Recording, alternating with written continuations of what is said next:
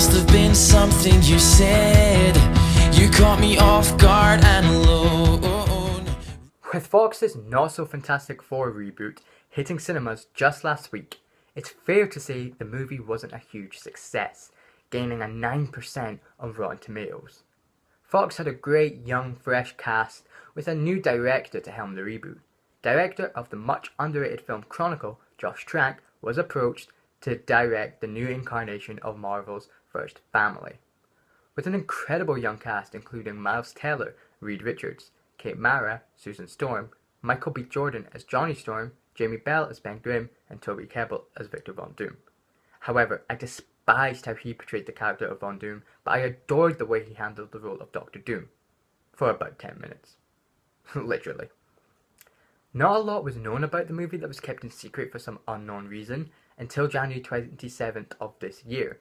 The trailer dropped and it was astonishing, beating last year's views for X-Men Days of Future Past. The trailer gave us an insight to what the movie would have been, and with that said, it would have been better than the steaming pile of horseshit of a movie that we got. The movie is heavily influenced by the ultimate version of the Fantastic Four, where a group of young teens encounter an unknown world known as their negative zone, or as the movie refers to it as Planet Zero. There's so much wrong with this movie that I don't know where to start. Actually, let's start with the abomination that is Victor Von Doom. When discussing on what looks like a meeting with the army, Von Doom is briefly mentioned as the last time he was working for Dr. Storm, he set fire to his computers or some shit like that. I don't know, I lost interest in the movie at that point.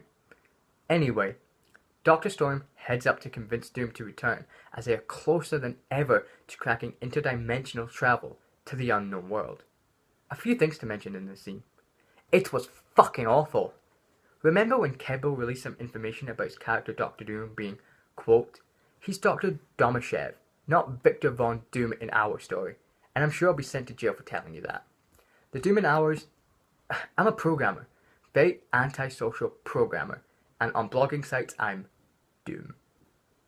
That is probably one of the worst things that a movie with, at the time, of no footage or concept arts, could do. Thankfully they changed it in the final version of the film, with its actual name of Doom, but this didn't stop the movie from including some detail to Doom being a blogger. At the homestead of Doom, it can be seen there are a cluster of screens, with one playing the game Assassin's Creed Unity. Doom is seen with long greasy hair, a scruffy looking beard, and what looks to be like Google glasses on his face. Fuck you, movie. Fuck you. With Doom's only motivation of returning to the project being that he initially started, the fact that he has a creepy schoolboy crush on Sue. You may think the movie doesn't get any worse than this, but boy oh boy are you wrong. The movie really starts to take the piss when they've completed the project and have successfully sent a really noticeable CGI monkey to what will become Planet Zero.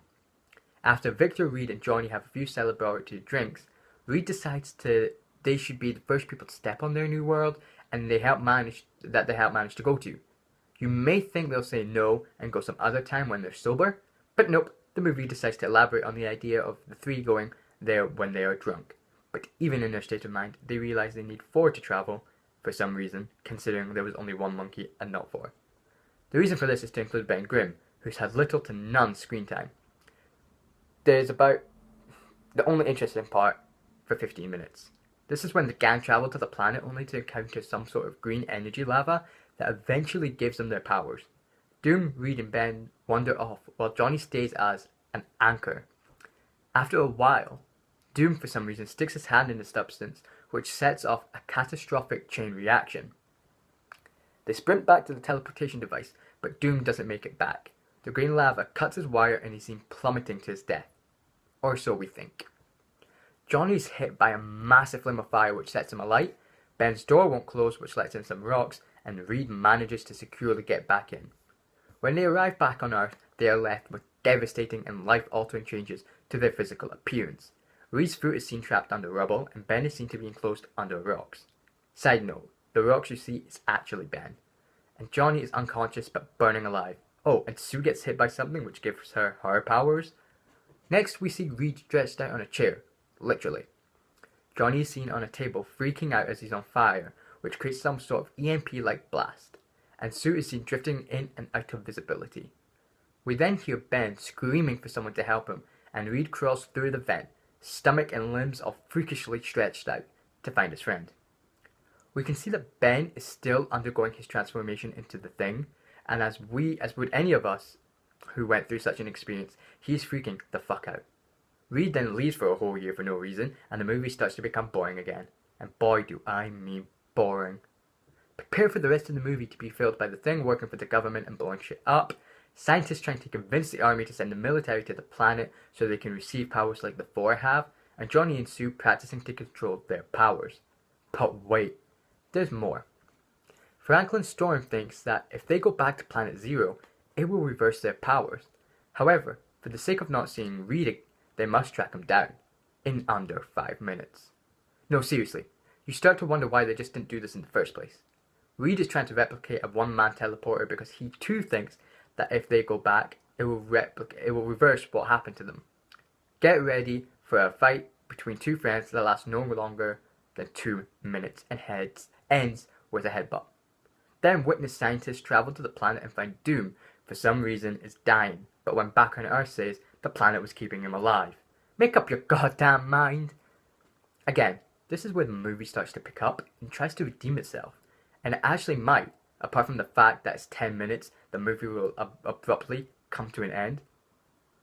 This is the most part of the movie that I actually enjoy. Doom starts blowing people's heads off just by thinking about it, which was badass. He's deflecting bullets like a boss, and then for no reason, kills Franklin Storm. However, I feel no emotion, considering there was no relationship between the characters of Sue, Johnny, and Franklin. The crew then travel to Planet Zero to take down Doom, because he needs to destroy the Earth to maintain his own planet's future. So with Doom literally popping heads by thinking about it, which stopped no one getting in his way, you seem to wonder why he simply doesn't pop off Reed, Sue's, Johnny's, or Ben's head to make life easier for himself. After they all try to attack him separately and fail, they decide to work as a team and take him down together, which they do 2 minutes after talking about it. Reed acts as a distraction, Johnny just flies around, Sue's protecting the cars and stuff from Earth from going into the big blue light, and Ben runs and uppercuts Doom into the light which disintegrates him. Oh, and while he does that, he goes, "It's clobbering time," in the most unsophisticated way. So, there you have it. 10 minutes after the villain is introduced, he is defeated. You're left there in awe thinking, what the hell did I just watch? However, Doom's motives for hating Reed and Co. are worthy, considering they did leave him for dead on that planet, but it isn't enough for the movie to thrive off. The movie then decides, oh wait, we've not mentioned the name of the team yet, let's do that, and they did it horribly. Ben just says the facility at the end of the movie that they have been given is fantastic. Reed's like, say that again, and boom, the movie finishes with the title Fantastic Four. I now understand why this movie is sitting at only 9% on Rotten Tomatoes, which, may I remind you, is lower than that of the reason it is rebooted in the first place.